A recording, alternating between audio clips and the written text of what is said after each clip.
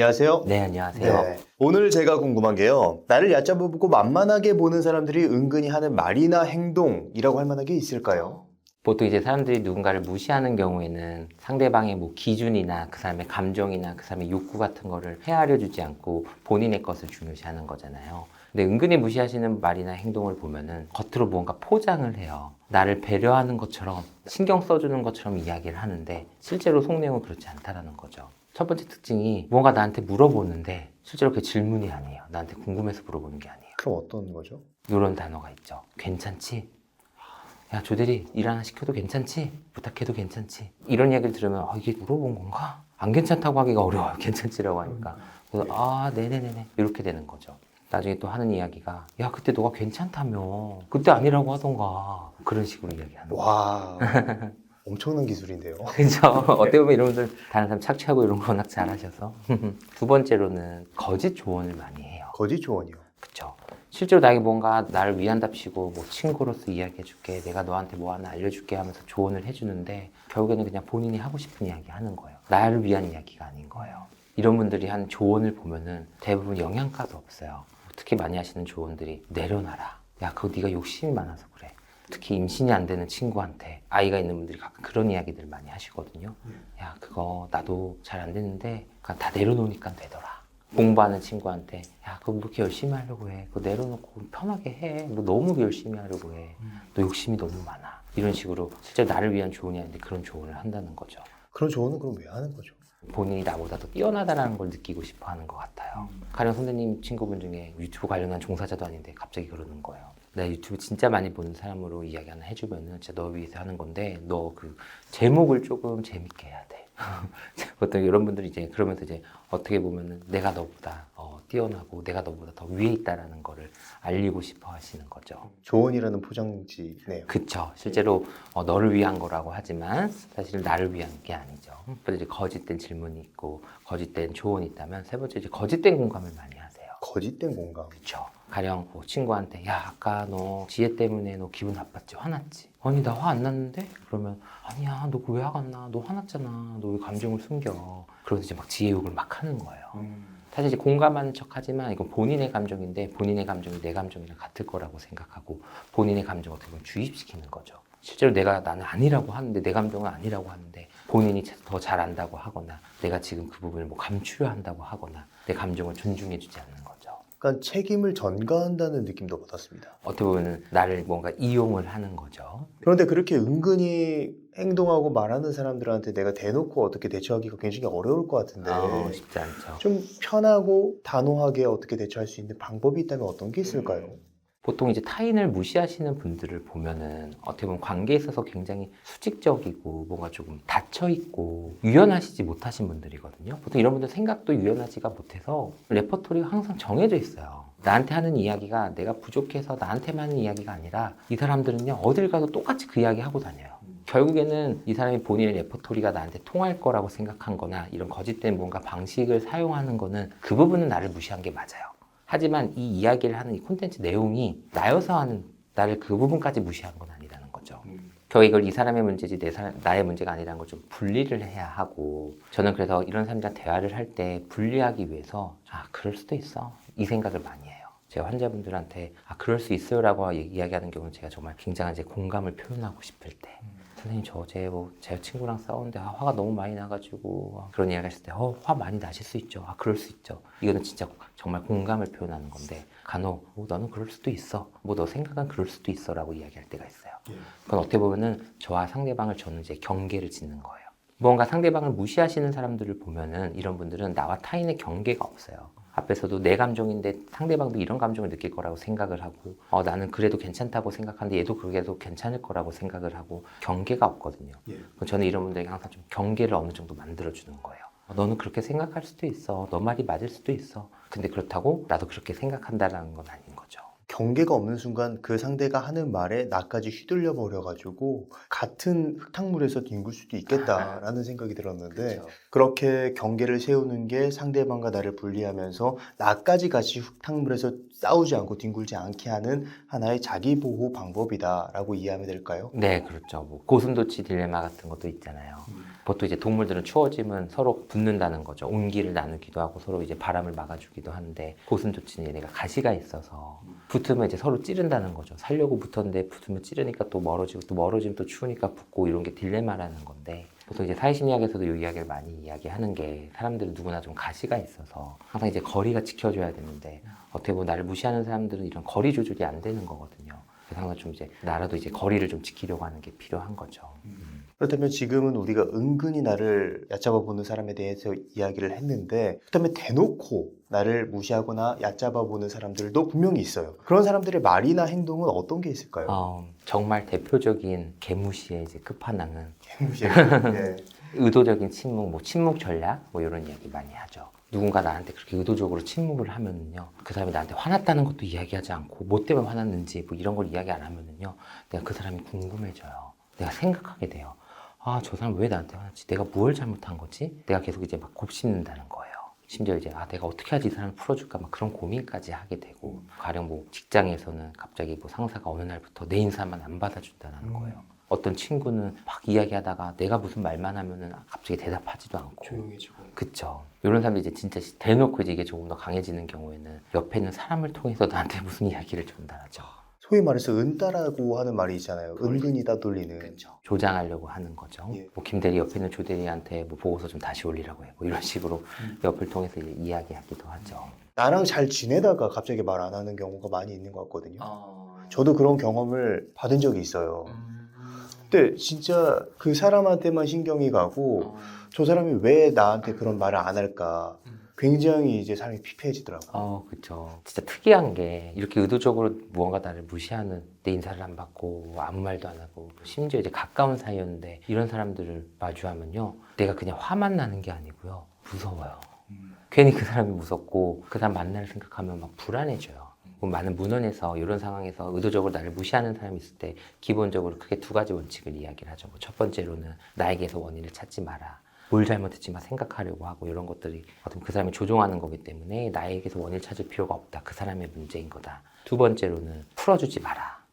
왜냐면 풀어주면은 이 사람의 이런 전략은 더 강해지거든요. 나중에 또 그럴 거예요. 더 자주 그러고. 그래서 이 두 가지를 큰 원칙으로 보통 이야기를 하는데 저는 한 가지를 더 이야기하는 게 회피하시지 말라고 이야기를 해요. 이게 뭐냐면 내가 정말 이 사람이랑 안 만나도 되면은 이 사람은 무조건 안 만나는 게 좋아요. 근데 말씀하셨던 것처럼 예정에 뭔가 정이 있거나 가족 중에 누군가 그런데 내가 당장 독립할 수가 없거나 특히 이제 회사 상황은 어쩔 수 없잖아요. 회사에서 상사가 그런데 내가 이 상사를 어떻게 안 볼 수가 없잖아요. 그러니까 피하기 어려운 상황들이 있는데 근데 이 상황에서 사람들은 상대방 때문에 내가 불안하고 무섭기 때문에 어떻게든 피하려고 해요. 그러니까 아예 피할 거면 아예 피할 수 있으면 피하시는 게 맞는데 아예 피할 수 없으면 피하시지 않는 게 맞아요. 불안이란 거는 혹은 두려움이라는 것은 회피를 하면 더 강해지거든요.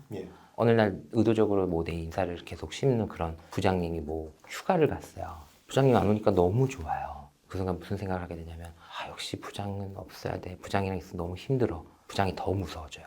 휴가 갔다 오늘날 다가올수록 나는 더 힘들어진다는 거죠. 그 안도감이 어떻게 보면 오히려 독이 될 수 있는. 그렇죠. 어떻게 보면 뭐 부장이 휴가 가는 건 내가 맞는 게 아니고 어쩔 수는 없다고 해도 의도적으로 근데 내가 이 사람을 어떻게든 피하려고 할수록 이 사람에 대한 내 불안이 더 커져요. 불안이나 두려움에 대해서 치료하는 방법 중에 노출 치료라는 게 있는데 개가 무서워하는 사람들을 개가 많은 방에 이제 집어넣어요.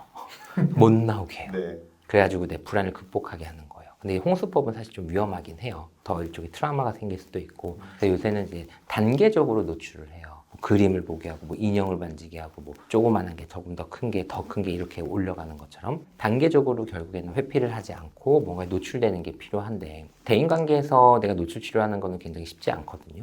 내가 뭐 어느 날은 부장님 한 번 찾아가고 어느 날은 뭐 두 번 찾아가고 이럴 수는 없잖아요. 그래서 저는 많이 환자분들이랑 전략을 세우는 방법 중에 주변에 이제 이야기를 하기 시작하는 거예요. 많은 분들이 의도적인 침묵, 전략적인 이제 무시를 당할 때마다 주변에 이야기를 하는 게 무언가 불편해요. 그 이유가 내가 이런 이야기 했을 때 또 어떻게 했길래 그 사람이 그러는 거야? 그러니까 내 탓으로 이 사람이 뭘 거라는 생각, 두려움도 있고 두 번째로는 상대방이 나를 약한 존재로 생각하지 않을까. 세 번째로는 결국에는 내가 아직 이 사실을 못 받아들여요. 어떻게 보면 저 사람이 나를 개무시하고 있어요. 근데 나는 계속 그걸 인정하기가 싫어요. 그렇기 때문에 주변에 이야기하는 걸 굉장히 불편해 하거든요. 그래서 막 주변에서 뭐 그 부장님 이야기, 뭐 친구 이야기가 나오면 막 듣기가 싫고 막 다 피해 다니고 싶어요. 그 얘기가 나올 때마다 나도 모르게 이렇게 흠칫흠칫하고. 그쵸, 무섭고 두려워요. 그래서 일종의 노출로 나에게 지지적이고 그 나에게 가까운 사람부터 내가 이 사람에 대한 이야기를 하고 다니기 시작하는 거예요. 나 누구에게 무시당하고 있다. 그것 때문에 너무 힘들다. 그러면서 점점 나도 내 상황에 대해서 인정을 하게 되고 노출을 하게 되는 거죠. 결국에 마지막으로는 요거는 좀 어느 정도 용기가 좀 생겼을 때 할 수 있는 방법인데, 이렇게 의도적인 침묵이나 전략적 무시를 당하는 경우에 많은 분들이 조언해 주시는 것 중에 너가 할 수 있는 건 없다라고 이야기를 하시는데, 제 생각에는 할 수 있는 게 없진 않아요. 하나 있어요. 그게 뭐냐면 어떻게 보면 상대방이 의도적으로 내가 너를 미워하고 있어, 싫어하고 있어, 나 너한테 화났어, 이 사실을 나한테 알리지 않고 있거든요. 그래서 어떻게 보면 이게 표면 위로 아직 올라오질 않고 침묵이에요. 근데 이 침묵을 내가 먼저 깨는 거예요. 근데 먼저 깰 때 앞에서 이야기했던 중요한 큰 전제, 이건 내 잘못이라고 내가 인정하는 게 아니고, 혹은 상대방을 풀어주려고 이야기하는 게 아니라요, 너가 나를 미워하고 있다는 거 내가 알고 있다는 거를 알려요. 부장님한테 한번 혹은 친구한테 이야기하자고 하는 거예요. 그래서 너가 나 싫어하고 있는 거, 너가 나 미워하고 있는 거 나도 알고 있어. 근데 나는 어떻게 할지 방법을 모르겠거든. 너가 나중에 이야기를 해줘. 나는 기다리고 있을게. 어떻게 보면 지금 의도적인 침묵을 다 내가 당하는 상황은 상대방이 나한테 숙제를 내준 거예요. 너가 뭐 잘못했는지 생각해봐. 그리고 너 나 어떻게 내 마음 풀어줄지 생각해와. 보통 의도적인 침묵을 하시는 분들은 정말 미성숙한 게 본인의 감정을 잘 몰라요. 뭐 때문에 화났는지 명확하게 모르고 본인이 스스로의 감정을 어떻게 해결해야 할지를 전혀 몰라요. 그래서 누군가가 내 감정을 상대방이 해결해 주기를 바라고 있는 거예요. 근데 또 우리 이렇게 착한 착한 사람들은 내가 이 사람의 그런 부분을 해결해 주려고 하는데, 이건 이 사람의 숙제거든요. 그래서 이제 더 이상 이제 내가 이 숙제를 해결하려고 하는 게 아니라 그 사람에게 해결하게 이제 던지는 거죠. 사실 예전에 저는 그렇게 상대가 침묵했을 때 쪼르르 달려가가지고 계속 미안하다고 했어요. 뭣도 모르고. 그러니까 그 상대의 행동이 더 강화되고 계속 저를 무시하더라고요. 그러다가 어느 날 갑자기 그 친구가 저한테 아는 척을 하는 거예요, 웃으면서. 전 되게 좋았어요. 세상을 모든 걸 얻은 것 같은 그런 느낌이었어요. 그런데 또 재밌는 거 뭔지 아세요? 나중에 또 그러더라고요. 그때는 다시 절망하게 되더라고요. 그러니까 결국에 모든 권한이 상대에게 있었던 것 같아요. 근데 지금 말씀해 주신 내용을 들어보니까 그 권한을 나한테 가지고 오는 게 중요하다는 말씀을 해주신 것 같아가지고 그때 생각이 나면서 그때 그걸 알았으면 좋았을 텐데 그런 생각이 들었습니다. 저 역시 당해본 적 있지만 저도 그때는 몰랐어서 결국 이제 내가 관계에 있어서 조금 더 수동적인 입장보다는 능동적인 입장으로 바뀌는 게 필요할 것 같아요. 그런 부분에 있어서 내가 이제 먼저 그런 사실을 어떻게 보면 좀 알리는 거고, 이 침묵을 내가 깨주기는 깨주되 상대방이 원하는 방식으로 이 침묵을 깨는 게 아니라 상대방이 생각하지 못한, 그러니까 내가 좀 받아들일 수 있는 방식으로 내가 이제 침묵을 깨보는 거죠. 어떻게 보면 아까 전에 말씀해 주셨던 선을 지키는 거에 또 다른 하나의 방법이라는 생각이 드네요. 그렇죠. 어떻게 보면은 너의 감정은 내가 모른다. 그건 너가 해결해야 되는 거고, 대신에 알려줘. 알려주면 내가 노력은 해볼게라고 하는 거죠. 그런데 그럼에도 불구하고 계속 상대가 침묵하고 그런다면은 오케이, 여기까지. 그렇죠. 요 이야기 하는 게 진짜 쉽지가 않아요. 어떻게 보면은 잠깐 나 너랑 할 이야기 있어. 부장이 잠깐 저희 이야기해요. 이 말도 진짜 잘 안 나와요. 주변에서는 야 그냥 얘기해 하는데 그게 잘 안 되거든요. 그 이야기를 할 때 모든 걸 걸고 얘기를 하잖아요. 그쵸. 아무래도 보통 이제 수직적인 관계에서 많이 나타나기 때문에 뭐 내가 뭐 평가를 받는 입장일 수도 있고 많이 두렵죠. 그래서 아까 어떻게 보면 일종의 노출 전략. 그래서 다른 사람들이랑 계속 이야기를 하면서 내가 조금 더 내 단계를 조금 올려가는 수밖에 없기는 해요. 한 번에 내가 시도를 하기보다는. 그리고 아까 전에 얘기해 주신 것 중에 다른 사람들에게 얘기를 하는 방법이 굉장히 좋게 느껴진 게, 내가 이미 지금 어떤 사람과 단절 때문에 힘들어진 거잖아요. 그런데 지금 말씀해 주신 건 또 다른 연결이잖아요. 내가 혼자가 아니라는 사실을 깨달을 수도 있을 것 같다라는 생각도 들었거든요. 그렇죠. 그러면서 이제 새로운 지지 체계를 만들기도 하고, 혹은 내가 원래 갖고 있었던 지지 체계인데 잠시 잊고 있었던 걸 다시 확인하기도 하고, 심리적인 조종을 당하다 보면은 내 생각에 갇히기가 쉽잖아요. 그래서 다른 분들이랑 이야기를 들으면서 뭐 다른 의견도 들어보고 지지도 얻고 그럴 수 있을 것 같아요. 그렇다면 애초에 그런 사람들의 타깃이 되지 않기 위해서, 내가 만만한 사람이 되지 않기 위해서 할 수 있는 노력이 있다면 어떤 게 있을까요? 결국엔 첫 번째로는 좀 관계를 내가 주도적으로 이끌어가는 연습을 좀 하실 필요가 있는데, 거기서 제가 제일 많이 추천드리는 것 중에 하나는 대화나 이런 거를 내가 먼저 끝내는 연습을 해보시는 게 굉장히 도움이 돼요. 만만한 상대로 이제 오해를 받는 분들 특징 중에 하나가, 이야기를 하다가 혹은 뭐 통화를 하다가 통화를 끊는데 내가 먼저 끊는 거 어려워요. 들어가. 알겠어. 이러고 한 5초 있다가 끊어요. 약간 그걸 미덕으로 알고 있잖아요. 굉장히 찝찝한 걸 싫어하기 때문에, 왜냐면 이거 통화 끊고 내가 먼저 끊으면 찝찝할 것 같아서 찝찝함을 느끼려고 안 해요. 근데 어떻게 보면 관계에 있어서 찝찝함은 좀 어느 정도 느낄 수 있기 때문에 첫 번째 이제 찝찝함을 좀 견디는 연습을 하셔야 되고, 두 번째 특징은 많은 분들이 미안하다라는 말이랑 고맙다라는 말이랑 너무 많이 남발을 하는 것 같아요. 고맙다는 말도 안 되는 건가요? 할 수는 있어요. 네. 물론 저는 고맙다는 말 하는 거랑 미안하다는 말 하는 걸 굉장히 좋아하는데, 근데 내가 고마울 상황이 아닌데 미안할 만한 상황이 아닌데 하는 거는 문제가 될 수 있으니까요. 저는 그래서 이런 습관을 바꾸기 위해서 항상 내가 무언가 상대에게 고맙다고 하거나 미안하다고 할 때는요, 그 이유에 대해서 항상 설명을 해요.